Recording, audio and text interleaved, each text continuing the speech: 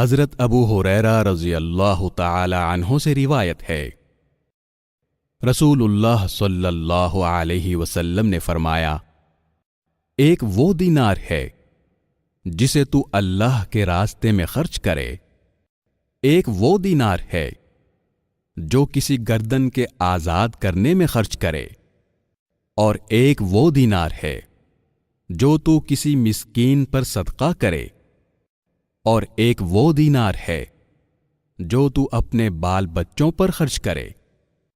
ان میں سب سے زیادہ اجر اس دینار میں ہے جو تو اپنے بال بچوں پر خرچ کرے۔ اسے امام مسلم نے روایت کیا ہے۔